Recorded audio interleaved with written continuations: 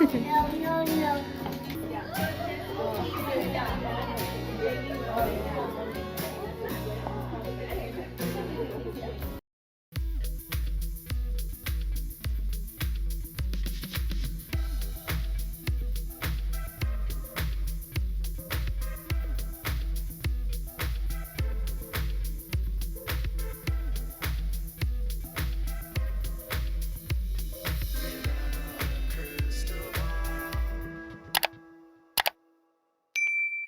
Hey everyone, it's Katie from Without a Crystal Ball. Welcome back to my channel. It's Monday, January 16th, 2023. Guess what? Jana and John David are 33 years old. Yes, Jana Duggar turned 33. Can you believe it? 33 and still living with mom and dad. Ma and Pa Duggar, Pops and Lolly. Yes. And Miss Forsyth, Joy, uploaded a video saying special sister time, which is a little bit of a clickbait because the sisters didn't talk in her video, and it was literally just 2 seconds at the very end that you saw some video of her sisters, and it looks like nearly all the sisters got together to celebrate Jana's birthday with a lunch and then getting their nails and manicures and pedicures done. Even Jill reunited with the family for the event. Jill has been at several events now with the family since she's had her son Freddie. Michelle and Jill have seemed to calm down some of the tenseness that existed between them, though I wouldn't expect to see Jill over at the big house anytime soon, nor do I expect her to be reuniting or cooling the waters with her dad, Jim Bob Duggar. But it looks like some of the sisters came together, which is amazing. And Anna Duggar put out some damage control after I shared news about a troubling visit that she had with Josh, and new details coming out about really just like the fact that the kids are able to visit Josh in the Seagaville Center of Adult Daycare, basically, for bad people. So Anna put out damage control via intouch, well, Anna, a source, and the girls reunite. There's a lot to talk about in Duggartown, so let's dive into today's topic. But before we do, can you give this video a thumbs up? Also, make sure to subscribe to my channel if you've not yet subscribed by clicking it down there. Turn on those notifications if you want to be notified by clicking on the bell. Make sure to leave a comment if you have something to say, and always share this video with some friends. So Joanna Duggar, or Forsyth, has dipped into the world of family vlogging and has decided that she's going to do weekly vlogs on her channel. This has been met with some videos doing really well, while others are just not getting viewed quite as much. There's been a new push by some of the Duggar siblings that they would be putting out new content as they reestablish themselves in a post-Josh Duggar era. Joy is expecting her third child, and in the video, she shared some a lunch that she had with her sisters. So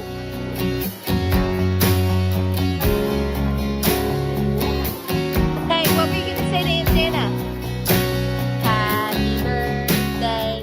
there has been a lot of rumors that Jana Duggar has moved out, but unfortunately this is not true. Jana actually still lives at home with her parents, and at 33, Jim Bob has still made his daughter believe that until she is married, she can't move out, because under their belief system, they think that Jana is basically their property. But Jana turned 33 years old and she celebrated with her sisters. Jill was there, so was Jessa, and all the sisters basically were there except for Ginger, who obviously lives in California. Ginger has a book coming out in 12 days, or no, 15 days, so 2 weeks from tomorrow. Ginger's book will be coming out, so we'll have a lot to talk about when that drops in the coming weeks. But to see the girls together obviously is a good thing for a lot of fans. It's nice to see that some of the tenseness in the family has become calmer. Not seen in the video Anna Duggar, who was visibly not there, nor was Abby was seen. As far as sister-in-laws, Katie, I didn't glance to see if Lauren or Kendra were there, but if they were, they were. If they weren't, they weren't. But it looks like most of them made it except for Anna.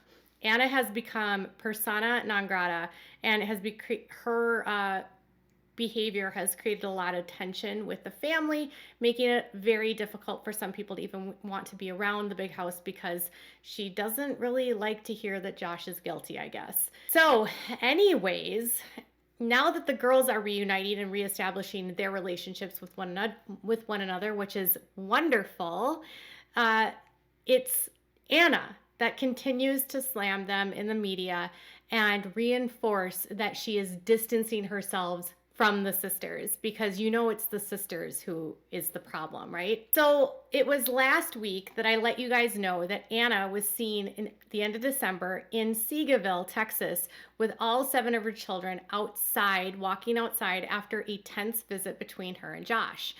According to the source that I had spoken to, Anna and Josh barely spoke to one another. The kids were disengaged and not super interested in being around him.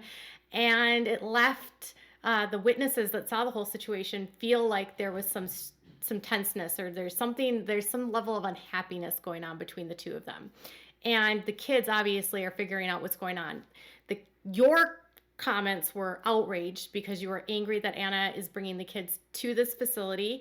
You're angry that Josh had a baby on his lap, allegedly, and you're just angry that the kids would be able to see their dad, who is a convicted SO.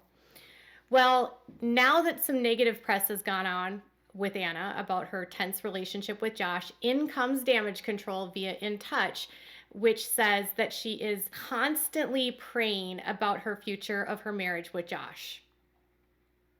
Now, another thing that I should tell you is that Josh doesn't wear a ring. That was something that the witnesses mentioned. Now, when he was convicted, witnesses said that he put his ring on the table and then they handed it to Anna. I don't know if that's true or not, but if he did, he was not able to have it while he was in county. But federal inmates can wear their wedding rings, and apparently he does not wear a ring. Not all the guys that are married wear rings, but a lot of them do, because it's like the only thing that they can have from the outside of their loved one.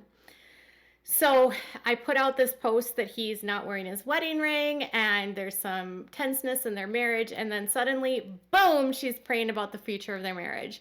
So it says that Anna is constantly praying about her future of her marriage with Josh as he serves his decade-long sentence, a source tells InTouch. I would love to know who the source is that they talk to. Is it Anna? Is it one of Anna's friends? Is it David Waller? What if it was David Waller leaking all this? It said Anna is still very much questioning their future. She took her wedding vows seriously and she wants to stand by her man and all that, but the reality of her situation is very difficult.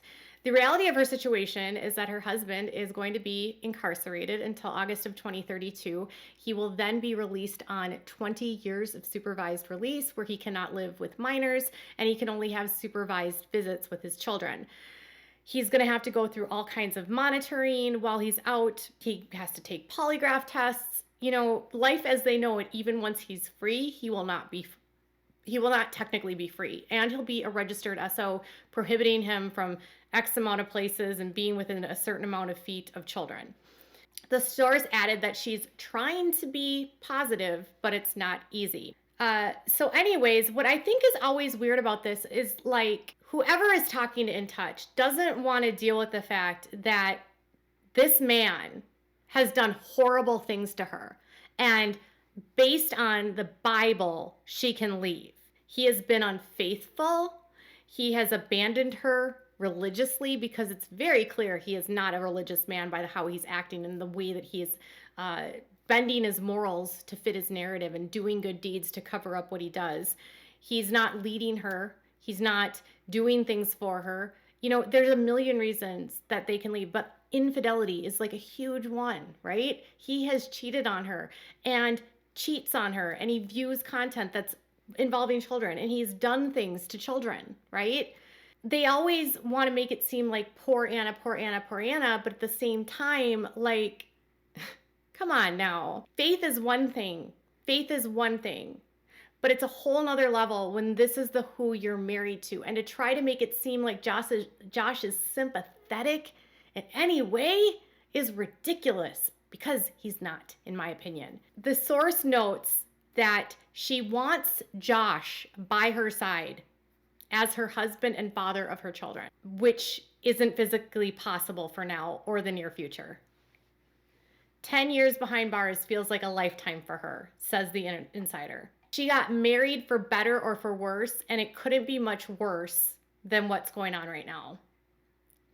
Not only that, they claim that she's getting help from elders in the church. Now, here's what I think is ironic, because if the help is from, say, David Waller, he's going to tell her she can't get divorced. And Jim Bob and Michelle are going to say, don't get divorced. But it says, while Josh is in the midst of appealing his case, Anna, who married Josh in 2008, is receiving counseling from leaders in the church on what her options are when it comes to their marriage. Anna is 34 years old. If you have to go to a leader in your church to learn about what your options are in a marriage, there is something drastically wrong in the life that you're leading. Every single human has the ability to make decisions for themselves without a church interfering. They can decide that they've had enough, that they will not take this anymore, and they can move on. Church leaders, specifically in these groups, are not going to be favorable to Anna, and they're going to guilt her into staying with him. I guarantee that is what is happening. And it says, divorce is not something that she wants, but she'd be lying if she said she hasn't questioned her future with Josh.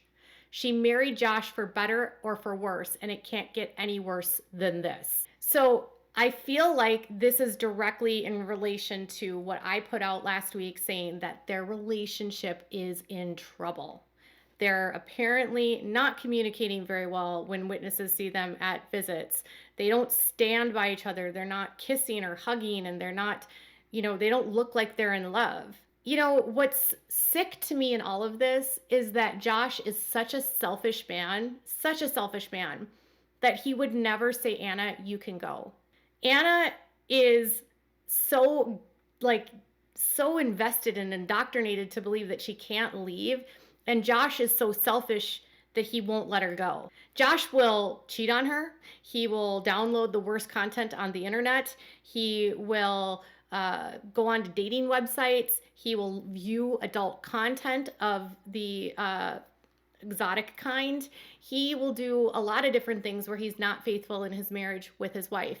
And he will now be incarcerated for 10 years and still not let her go because I need to look good for my career or for my appeal. They need to think that I'm a good family man. He's not a good family man. So she's getting, it's so bad now, so she needs to stand by him. So she's martyring herself that if she stands by him, maybe she can help him through this. The problem with the way the IBLP teaches is that they make women feel like it's their fault, and if they just have more faith and they do things better, their husbands will become better, putting no accountability on the man. As far as what she's feeling with the family, she says that the relationship with the family, including his parents and sisters, has been complicated and not the same since his conviction, and that she's distancing herself from his sisters. No one knows but Anna what the future holds. Isn't that ironic? Because I posted some stuff what they saw. Either Anna is upset by what came out, or Jim Bob wants to put a narrative out. Somebody wants you guys to believe that she's just such a faithful woman and she's getting the help that she needs, when truth is if she really got dug deep, she would get psychological help. She would have her kids evaluated by CPS and psychologically, forensically, to make sure they haven't been hurt by Josh. She would herself get help and realize that she is a victim of the situation, and she would take steps to become an independent woman and take care of her children and take care of herself. Because right now she's in limbo and her whole life is still wrapped up and entangled with Josh. And I have a strong feeling that Josh's level of fidelity while he's in prison isn't going to be great. He is in a facility that is filled with SOs, where it's not uncommon for men to get involved with other men because they're behind bars and they're SOs. He's probably going to get pen pals because, heck, They all do that are famous. I wouldn't be surprised if he carries on in relationships with people from the outside because Anna can't monitor him 24 hours a day, 7 days a week, the way she used to when he was on the outside. And he can do whatever he wants while he's in prison, which includes and not limited to having a boyfriend if he wants one, because it happens. I'm not saying he will, but I wouldn't be surprised. Like, I wouldn't be surprised if in 10 years or a year from now we find out that he's got a boo inside the prison. He has no morals, and there's nothing he won't do if he wants something. And I don't see him going 10 years without. That's just me. So Anna is the perpetual victim that wants everyone to believe that she is the only one that knows what's going on. And the family is fed up with her.